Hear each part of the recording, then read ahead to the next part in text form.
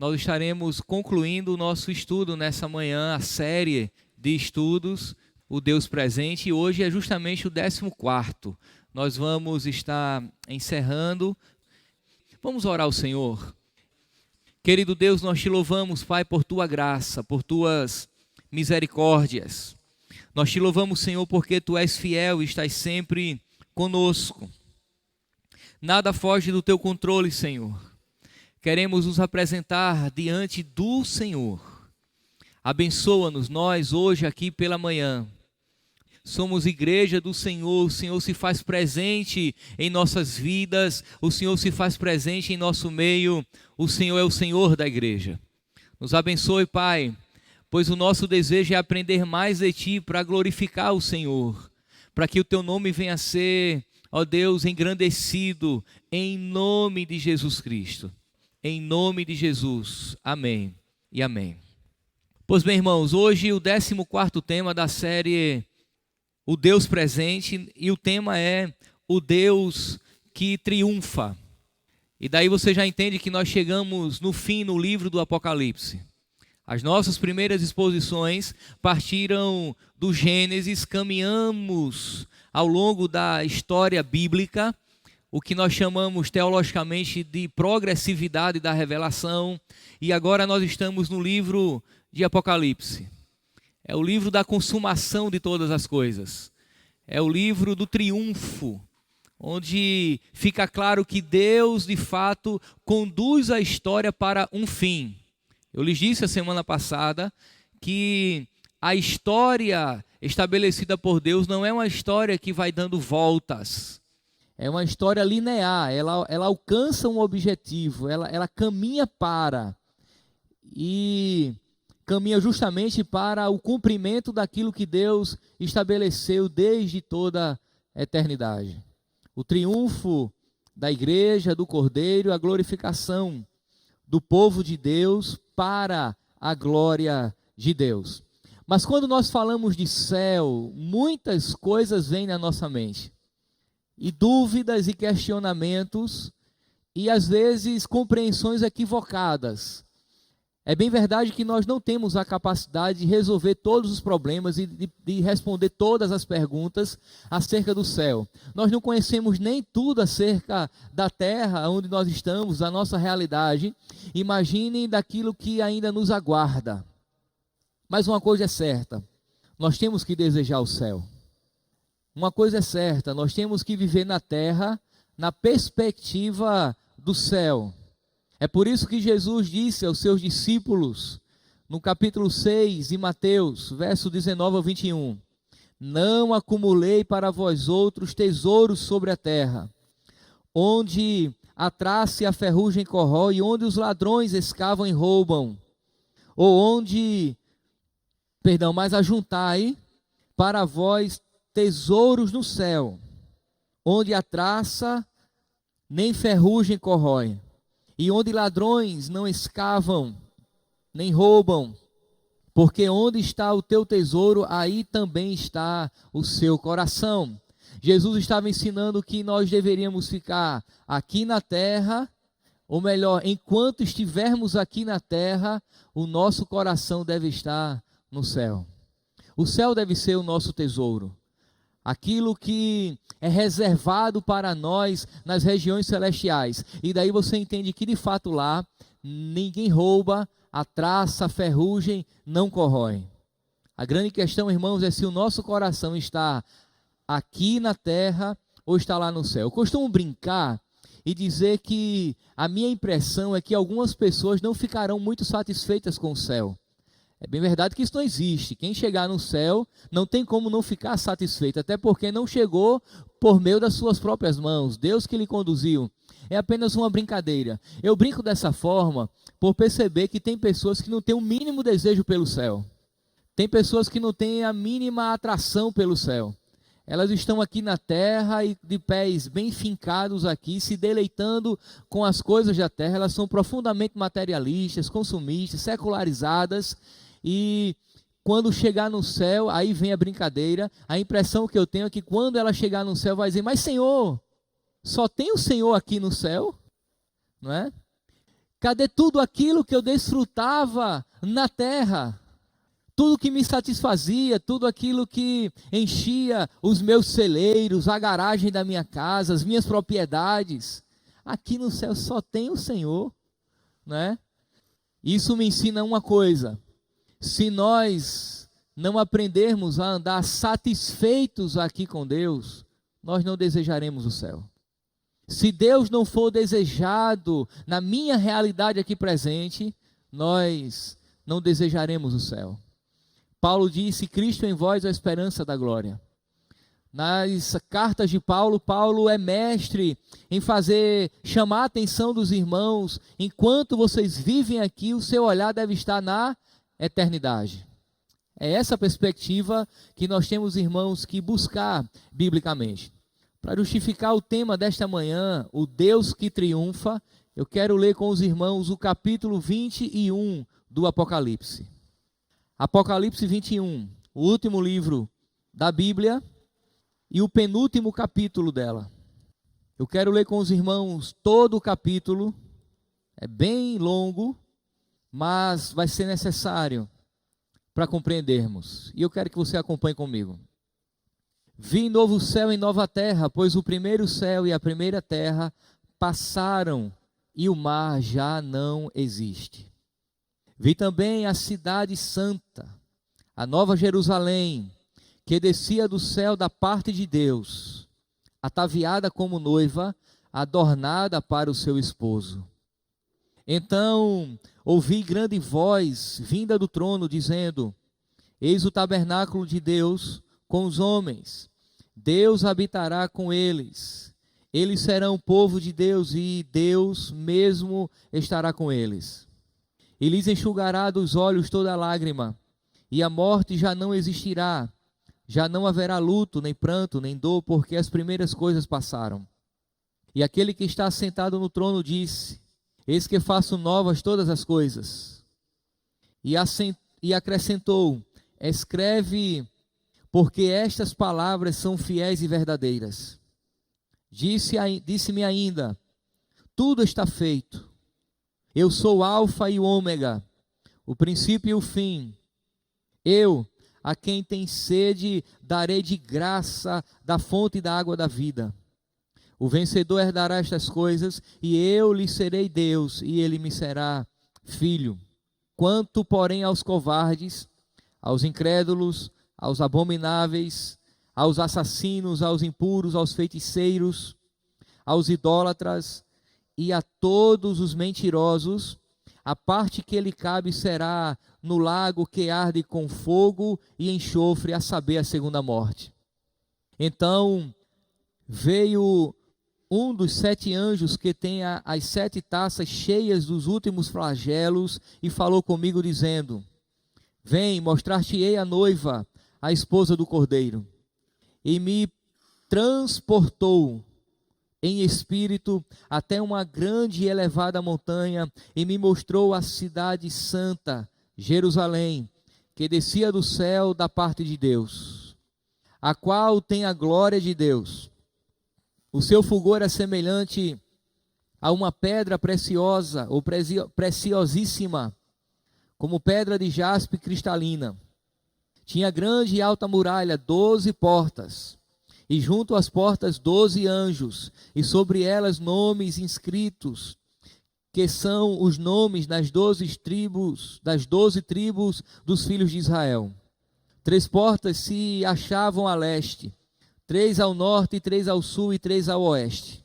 A muralha da cidade tinha 12 fundamentos, e estavam sobre estes os 12 nomes dos 12 apóstolos do Cordeiro.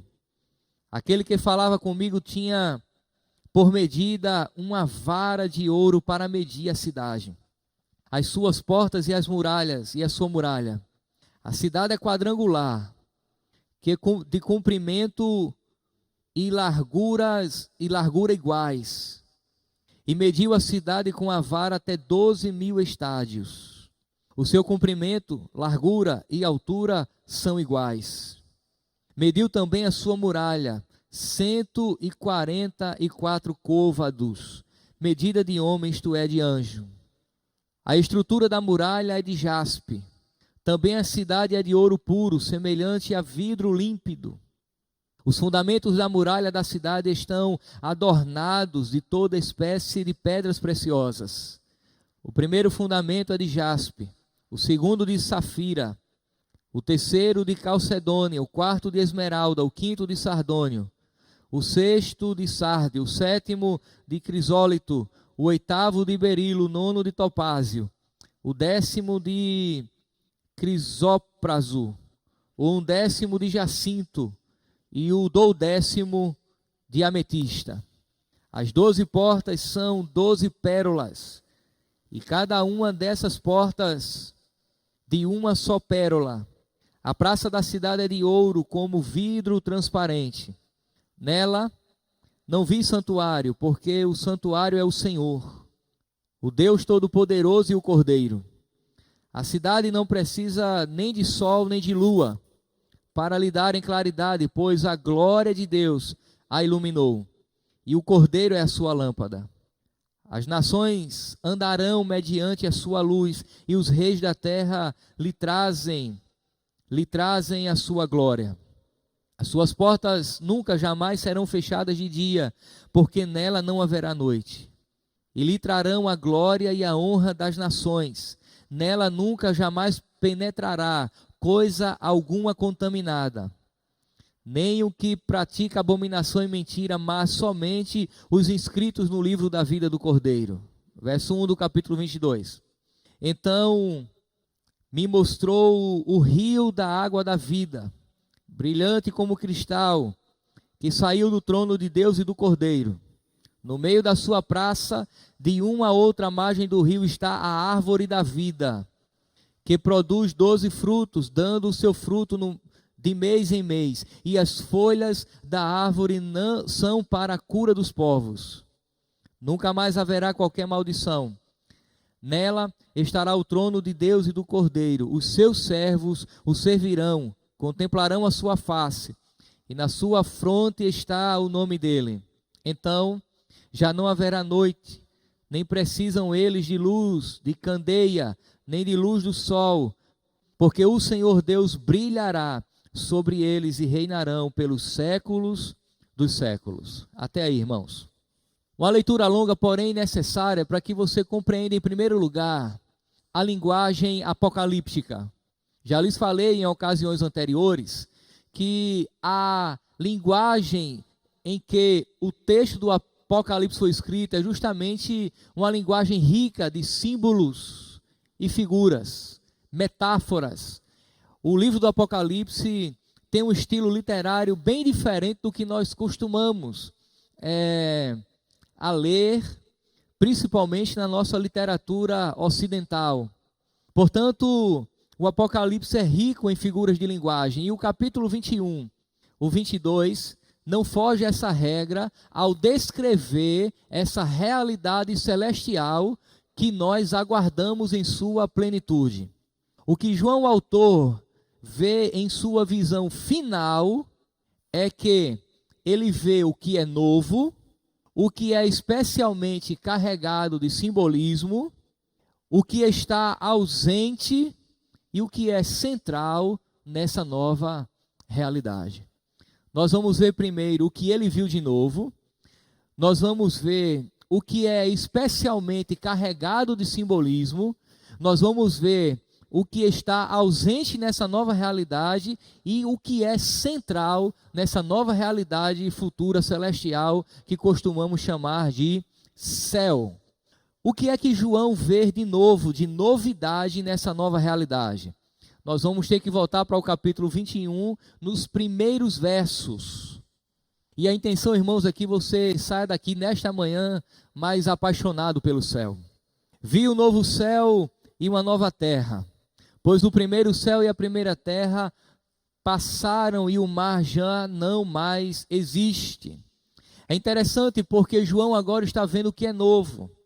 Ele está vendo um novo céu e uma nova terra, no sentido de que essa nova realidade futura, ela surge substituindo a realidade ou a era presente. é a realidade da consumação de todas as coisas. Um novo céu e uma nova terra.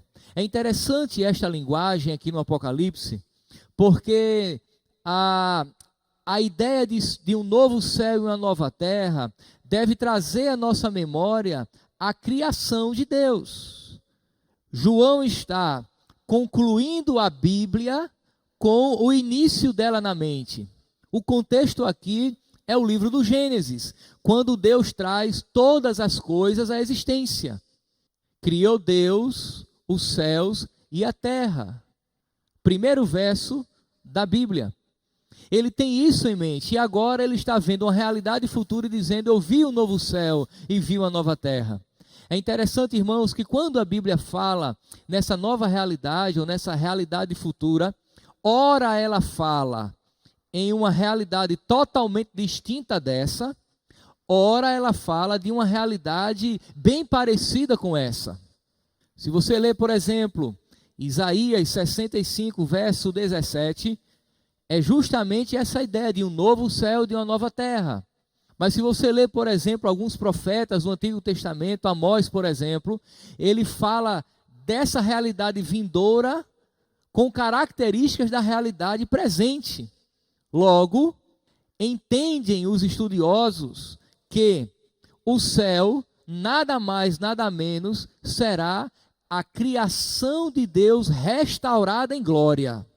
Isso parece desanimador no coração de algumas pessoas que querem sair daqui e ir para um outro lugar totalmente diferente, mas a Bíblia nos dá sinais de que a realidade celestial será estabelecida aqui com toda a criação de Deus glorificada, transformada em glória. E por favor, não me acuse de ser um testemunha de Jeová. Mas é o que as Escrituras nos ensinam. Mas ele vê um novo céu, ele vê uma nova terra, justamente porque ele está vendo uma realidade totalmente diferente da que ele está acostumado a ver, a desfrutar, que é a era presente. Portanto, no momento da consumação, o que há de novo? O que há de novo é que Deus estabelecerá o estado eterno, restaurando todas as coisas. Paulo, quando ele escreve o capítulo 8 da sua carta aos Romanos, ele diz que a criação aguarda com expectativa a redenção dos filhos de Deus. É interessante porque na linguagem de Paulo, a criação ela é meio que personalizada, ou melhor, personificada. A criação é como se fosse uma pessoa que está assim, olhando para o horizonte, aguardando a redenção dos filhos de Deus, porque ela sabe que quando os filhos de Deus, nós, a igreja, fomos redimidos, no momento da consumação de todas as coisas, ela também será redimida, a criação também será restaurada. Por quê? Porque lá em Gênesis, Deus ele trouxe juízo sobre os seres humanos pecadores. E a sequência foi a seguinte: Deus ele traz uma palavra de juízo sobre a serpente, ele traz uma palavra de juízo sobre a mulher, e ele traz uma palavra de juízo sobre Adão, o homem. E quando ele vai emitir uma palavra de juízo sobre Adão, ele diz: Adão, maldita será a terra por tua causa. Isso nos ensina que o pecado de Adão trouxe para o cosmo, para a natureza, para a criação de Deus, maldição. O pecado assumiu dimensões cósmicas, atingiu não só o homem, mas a criação. Em Cristo todas as coisas serão restauradas. É por isso que o Evangelho tem efeitos cósmicos. O Evangelho ele redime o homem e redime a criação. Por isso que Paulo diz que a criação ele está com expectativa no dia da redenção, porque ela sabe que ela também será redimida. Portanto, isso será novo, um novo céu e uma nova terra. Mas tinha uma curiosidade no texto ainda no verso 1, porque diz assim: e o mar já não existe. Isso quer dizer, pastor, que quando vier o novo céu e a nova terra, quando desfrutarmos dessas regiões celestiais, não vai ter mais o mar, não vai ter mais praia. É isso que o texto está dizendo? Não. Eu também não sei qual vai ser a nossa relação com a criação de Deus. E por favor, não me pergunte se vai ter cachorro, vaca, boi no céu, porque eu também não sei. Eu estou dizendo aquilo que eu compreendo na Bíblia, que Deus restaurará a sua criação. Mas como vai ser, eu não sei. Mas é interessante porque o texto diz que o mar já não mais existe. Por que eles dizem isso? Olha, os judeus, eles eram predominantemente um povo de pé no chão, terrestres. Eles não tinham tradições, eles não tinham tradição em navegações. Na realidade, Salomão construiu uma esquadra de navios que eram operados por outros povos. Não eram os judeus que operavam a esquadra de navios que Salomão construiu. Eles não sabiam manusear, eles não tinham tradição náutica, motivo do qual eles eram um povo de pé no chão. Deus lhe prometeu uma terra, eles eram um povo do cultivo, do gado, de cuidar de ovelhas. Diferente dos outros povos, eles não navegavam. Isso fez com que eles começassem a associar os mares ao caos. Na perspectiva judaica, mar é sinônimo de caos, de coisa desorganizada. E daí quando eles dizem que e o mar já não mais existe, ele está dizendo já não há mais caos, já não há mais coisas turbulentas, desorganizadas, porque Deus restaurou todas as coisas. É uma figura, simbolismo, linguagem apocalíptica. Ele não está dizendo que a praia, o mar, os mares deixarão de existir. Ele apenas está dizendo que o caos deixará de existir. A desorganização, o tumulto, a confusão provocada pelo pecado, por uma condição de queda. Nesse sentido, o mar já não mais existe nessa nova realidade, ou seja, o caos será organizado. Eu lhes falei que João está em mente, quando ele fala de novo céu e nova terra, ele está em mente Gênesis 1. E é justamente isso que acontece lá. Criou Deus os céus e a terra era sem forma e vazia, e havia trevas sobre a face das águas. Mas o Espírito de Deus pairava sobre a face das águas. Ou seja, inicialmente no período mais primitivo da criação divina, havia apenas água e trevas, ou seja, caos. Mas o Espírito de Deus pairava sobre a face das águas e organizou tudo.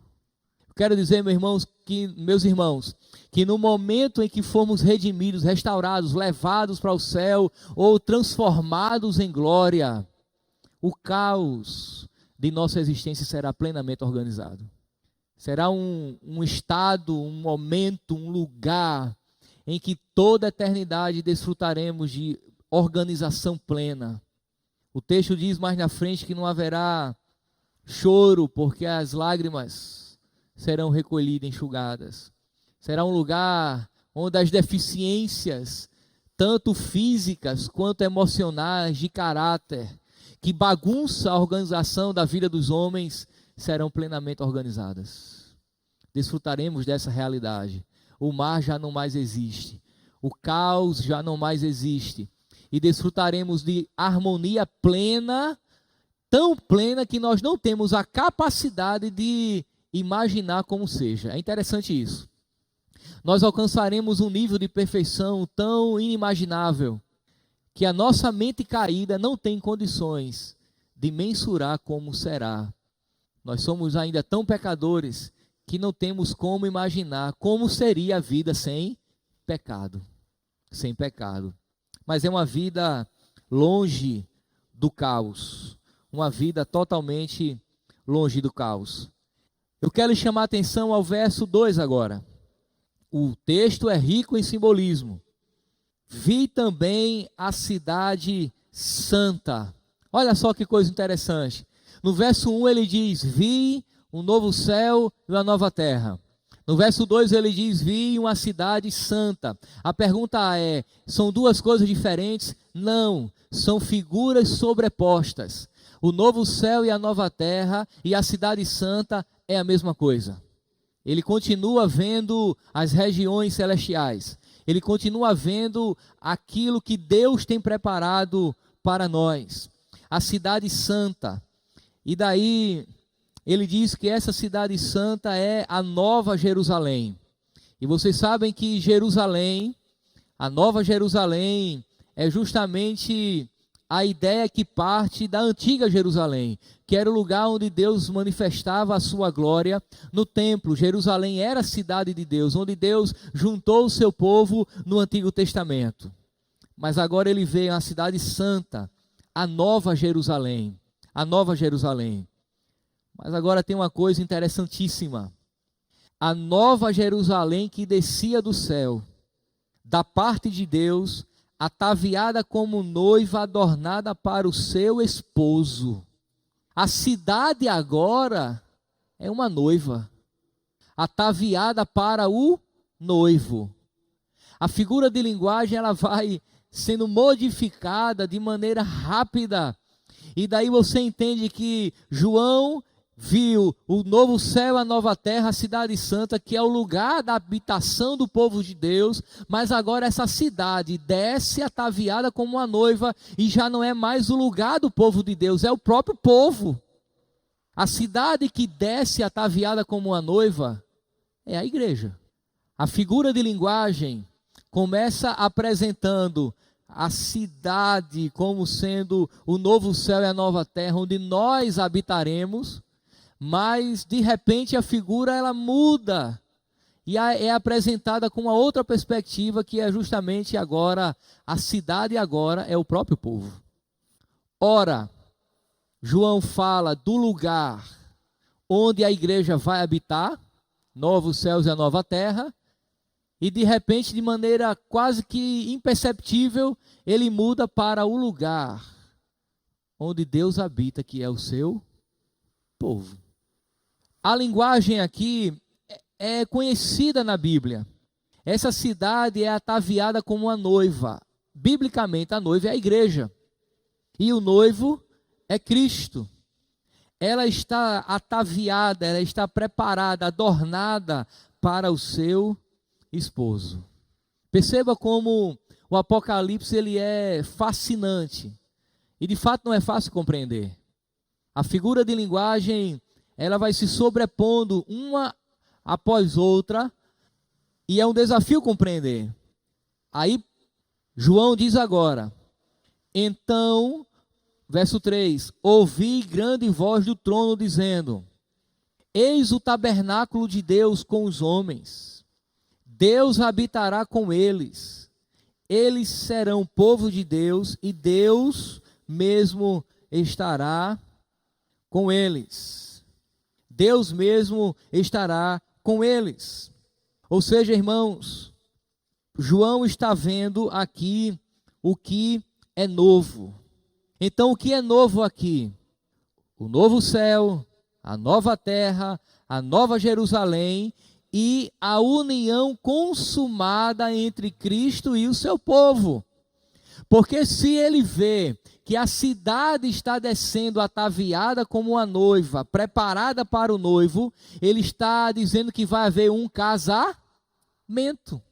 Ora, o que é de novo aqui? Novos céus, a nova terra, e a novidade é a consumação desse ato de casamento. É a igreja vindo preparada para o dia das bodas do Cordeiro. É quando a igreja estará eternamente unida, ou onde a igreja terá a consumação dessa união com Cristo. João está vendo, irmãos, aquilo que nós anelamos. É bem verdade que nós já estamos unidos a Cristo, mas ao passo que estamos unidos, nós aguardamos a consumação dessa união. É como que um casal casa-se, estão juridicamente casados, mas precisa ainda da noite de núpcias para consumar o casamento que já existe. Nós já estamos casados com Cristo, mas aguardamos a consumação desse casamento. E o fato de já estarmos casados com Cristo, ou melhor, o fato de já estarmos unidos a Cristo, nos diz que esse casamento no futuro acontecerá inevitavelmente. E nós temos que estar preparados para isso. Você lembra da parábola que Jesus ensina das 10 virgens? Parte das virgens estava esperando o noivo de maneira relaxada. De repente o noivo surgiu e elas não puderam encontrar com eles. Mas havia ali algumas noivas que estavam atentas, com óleo na candeia, aguardando a vinda do noivo. E quando ele rompeu diante delas, elas estavam preparadas. As que não estavam preparadas foram chamadas de loucas, nécias. E as que estavam preparadas foram chamadas de sábias, de prudentes.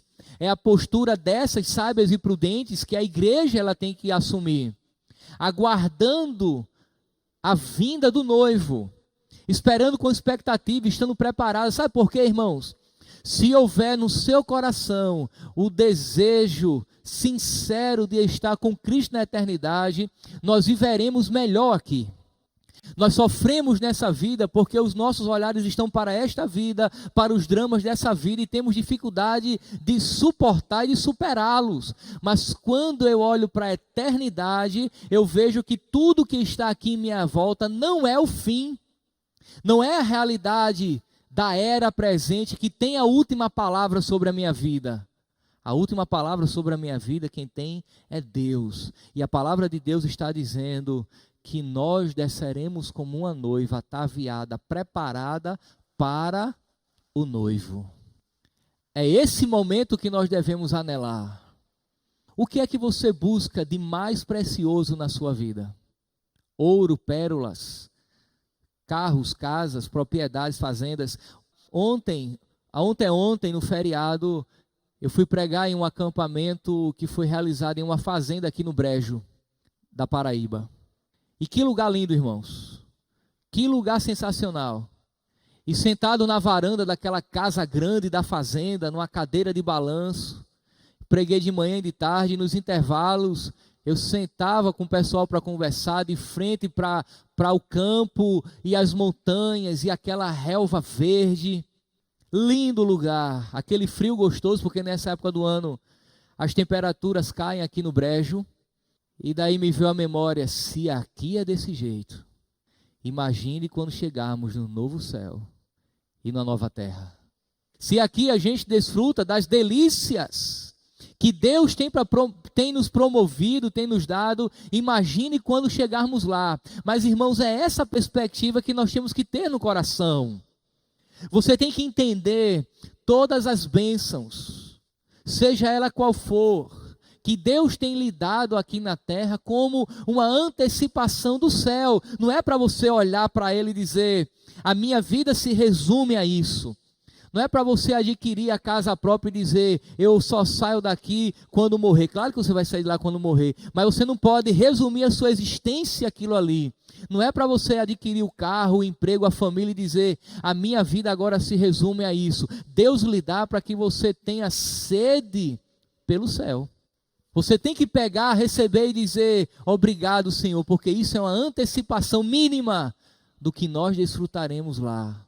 Bem-estar e satisfação plena é só no novo céu, na nova terra.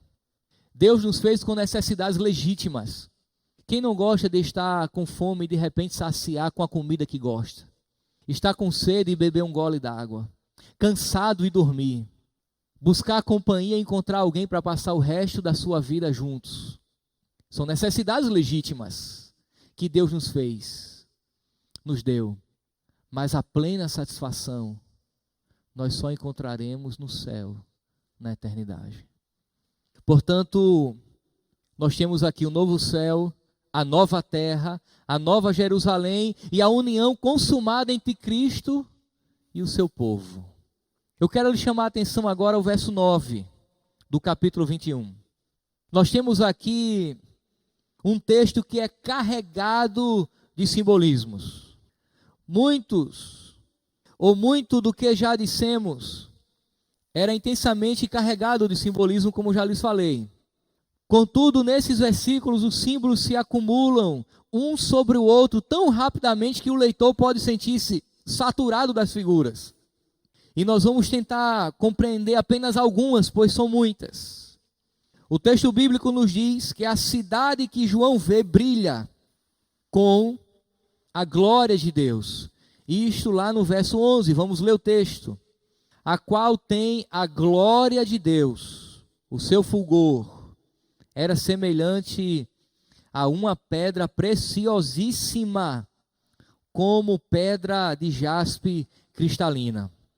A grande questão, irmãos, é que aquela cidade brilha porque ali se revela a glória de Deus. Por mais santos que podemos ser, por mais fiéis a Deus que uma igreja local pode ser, ela nunca brilhará com tanta intensidade. Mesmo que Deus traga um avivamento sobre nós, ela nunca brilhará com tanta intensidade. Mas esta cidade que João vê, brilha com a glória de Deus. Ou seja, o povo, esta cidade que desce do céu, brilha com a glória de Deus.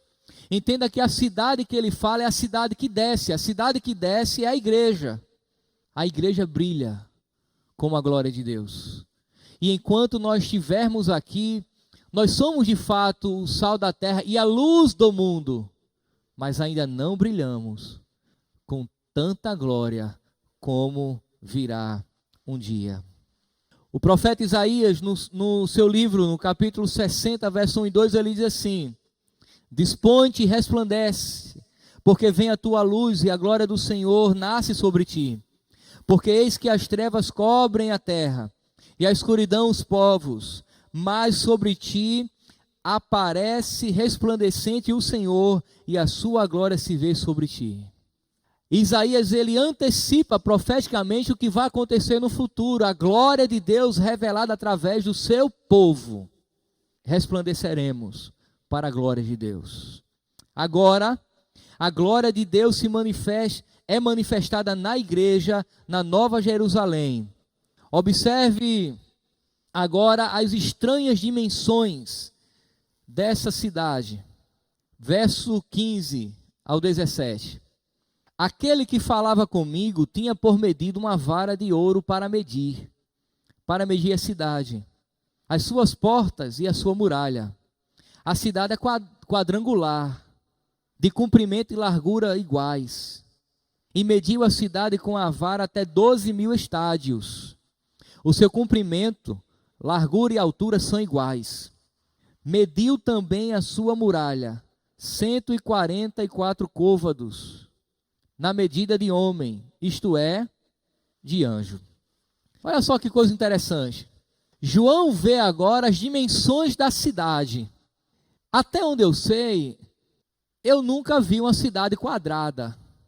As dimensões arquitetônicas das cidades que são projetadas, elas não são tão assimétricas assim. Se você for, por exemplo, para a cidade de Brasília, que acredito que seja a única cidade no Brasil que foi projetada, no projeto original ela não é quadrada. Mas João está vendo que aqui que a cidade é quadrada, mas tem uma outra curiosidade, ela não é só quadrada, no sentido de ter 4 lados iguais. Ela tem tanto de comprimento, quanto de largura, quanto de altura, a mesma dimensão. Logo, essa cidade é um cubo. Essa cidade é um cubo. E onde é que você encontra um cubo no texto bíblico? No tabernáculo. O tabernáculo, ele tinha um comprimento, e o santo dos santos era 1/3 do comprimento, que tinha a mesma dimensão de comprimento, largura, era um quadrado e em cima tudo igual. O santo dos santos era um cubo. O santo dos santos era o lugar onde tinha a arca da aliança, fechada com a tampa chamada propiciatório, onde o sacerdote entrava e jogava sobre a tampa chamada propiciatório o sangue do animal, a fim de que Deus perdoasse o pecado de quem estava do lado de fora, o pecador. Só quem poderia entrar no Santo dos Santos era o sacerdote uma vez por ano, a fim de oferecer o sacrifício para a remissão do pecado do povo ou do indivíduo. Aquele cubo era o lugar onde Deus revelava a sua glória. Se essa cidade é um cubo, e o texto diz que a cidade é o povo de Deus, significa que o povo de Deus é onde Deus revela a sua glória. É isso que nós vamos desfrutar quando chegarmos na eternidade. Agora, irmãos, aqui no texto nós somos informados que a Nova Jerusalém, toda a cidade, é edificada em forma de cubo. Isto é uma maneira de dizer que todos nós estaremos sempre na presença de Deus. Nós estaremos sempre na presença de Deus. Não precisaremos mais de um sacerdote mediador. Não precisaremos mais de sangue de sacrifícios. Isto é equivalente ao que descobrimos quando Cristo foi crucificado. O véu do templo rasgou-se. O caminho para o Santo dos Santos, a presença de Deus foi aberto. Toda a Nova Jerusalém é construída, irmãos, em forma de cubo. É o lugar, a condição, o estado em que desfrutaremos plenamente da glória de Deus. Se você já sentiu a presença de Deus aqui na terra, muito mais você vai sentir nessa nova realidade. Mas o que é que está ausente aqui no texto? Eu quero lhe chamar o verso 22 agora.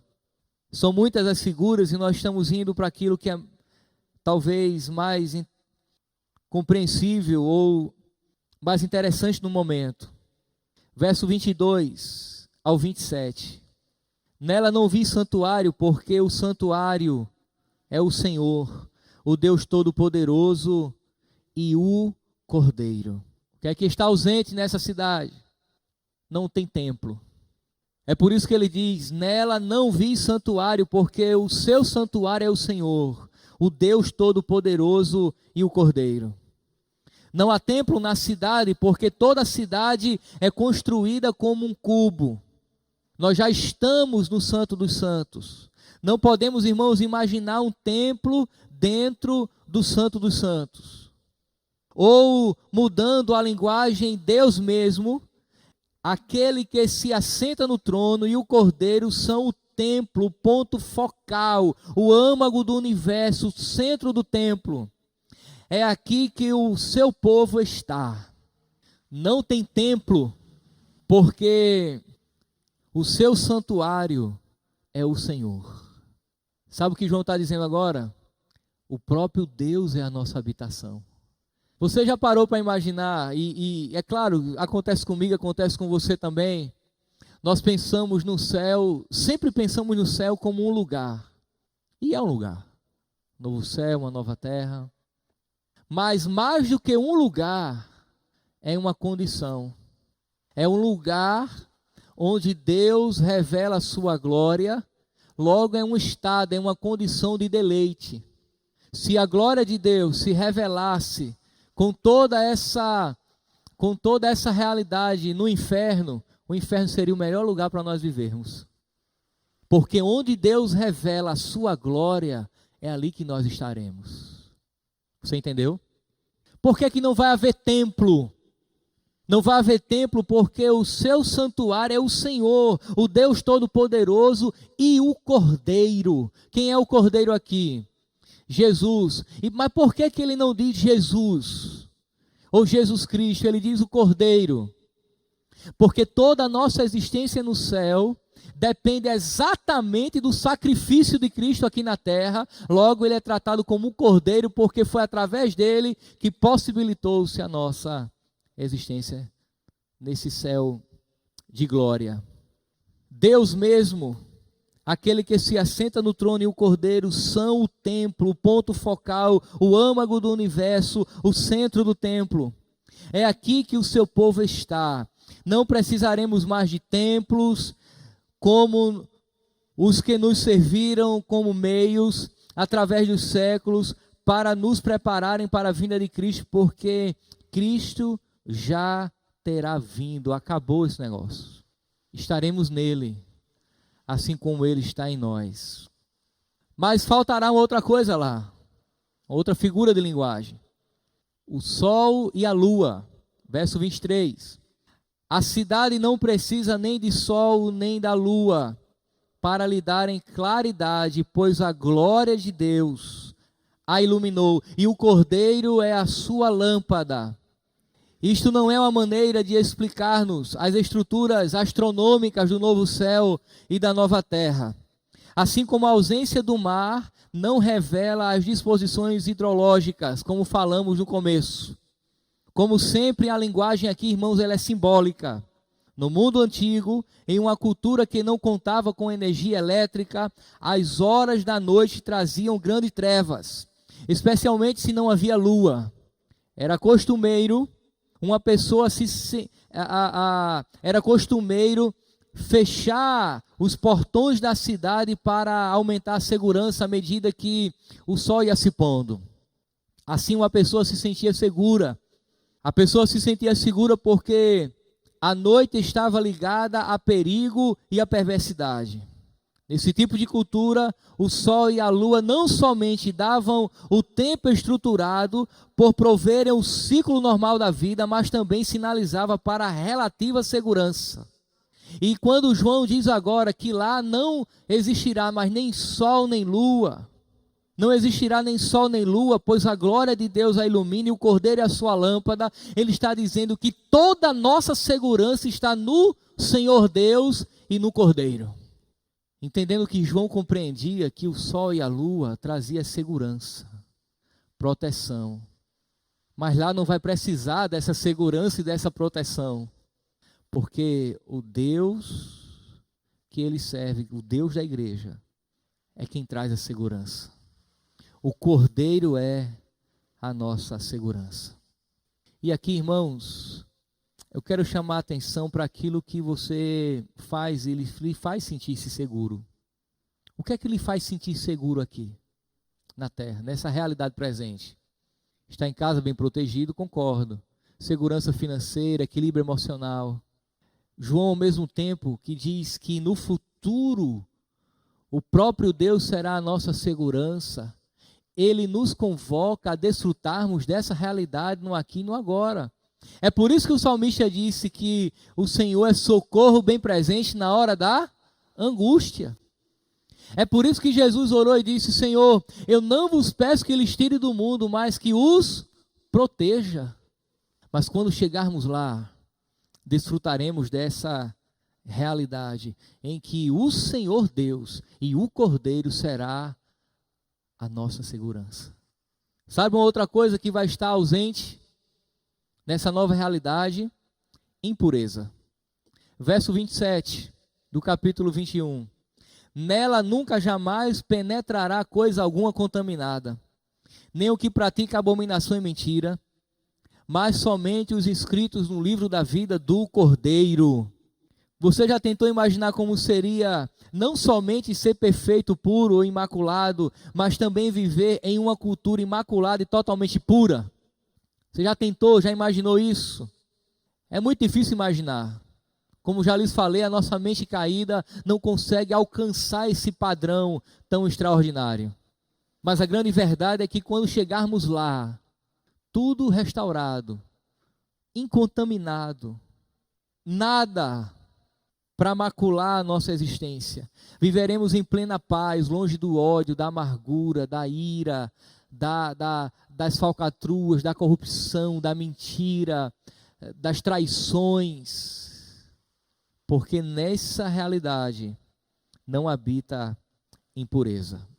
Por fim, nos versos de 1 a 5 do capítulo 22, João apresenta o clímax da visão. E aqui, irmãos, nós vemos o que é central.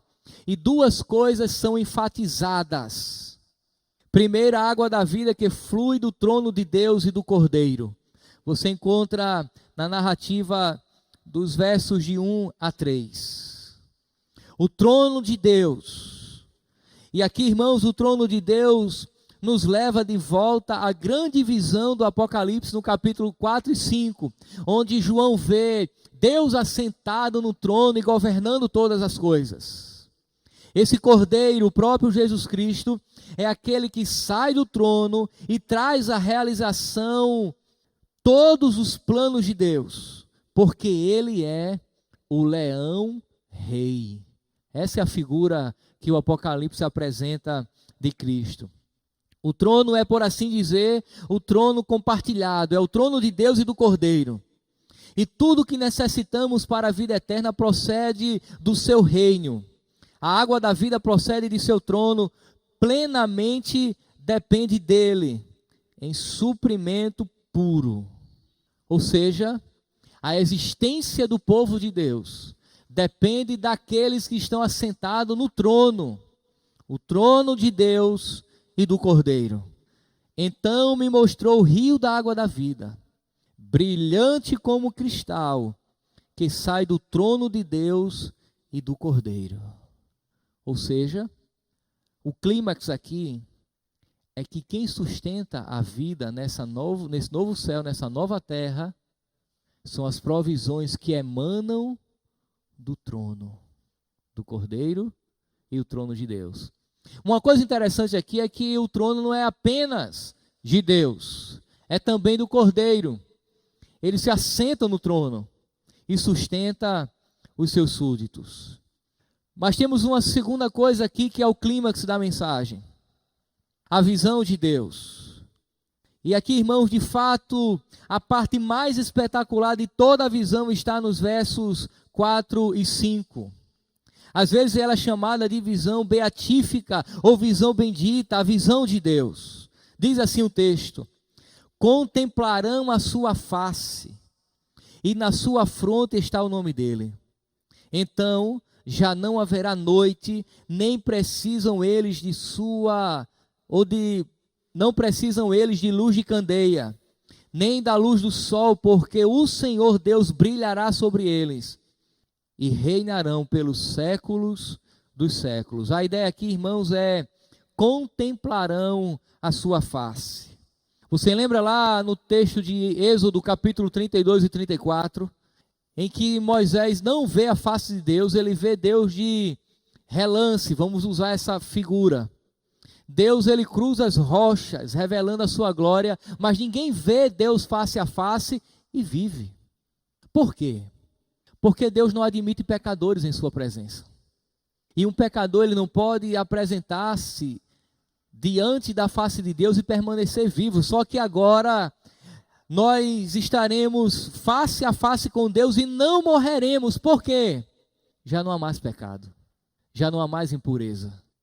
Tudo foi transformado em glória. Amados irmãos, a maravilha do novo céu e da nova terra não é, em primeira instância, que você pode estar, por exemplo, com a sua mãe, com o seu pai, a sua tia que partiu. Sem dúvida haverá uma reunião do povo de Deus. Eu não tenho dúvida que nós encontraremos essas pessoas se assim foram salvas. A maravilha do céu é que nós encontraremos com Deus. É esse encontro que nós devemos anelar. É possível, eu creio que é plenamente possível, na reunião dos santos na glória, encontrarmos uns aos outros. E se eu chegar primeiro, eu quero estar na porta para lhe dar um abraço e apertar sua mão. Mas o anelo, o anseio do nosso coração deve ser: eu vou me encontrar com Deus. É essa visão, irmãos, que João nos apresenta nessa manhã. A igreja sendo preparada para encontrar-se com Deus. Irmãos, acredito eu que se nós compreendermos essas coisas, nós viveríamos muito melhor aqui, quando passarmos a desejar o céu. Nós suportaríamos mais as agruras dessa vida. Nós pecaríamos menos por entender que lá não habita pecado. Nós amaríamos mais uns aos outros por saber que seremos reunidos eternamente e estaremos diante de Deus. Nós desejaríamos menos as coisas dessa vida e muitos mais as coisas da vida por vir. Nós adoraríamos melhor a Deus aqui, porque compreendemos que a adoração é o combustível que me movimenta a chegar até essa realidade celeste. Amém, irmãos? Vamos orar ao Senhor. Querido Deus, nós te louvamos pela tua graça, pela tua glória, pelo teu poder. Se manifesta sobre as nossas vidas, se aperfeiçoa em nossa fraqueza. Obrigado, Senhor, fala conosco sempre como o Senhor tem falado. Obrigado porque o Senhor tem nos sustentado e tem justamente nos dado, ó Deus, esse desejo por estar junto do Senhor nesse estado de glória. Obrigado pela presença do Senhor em nosso meio. Obrigado porque um dia estaremos face a face contigo. Em nome de Jesus. Amém e amém.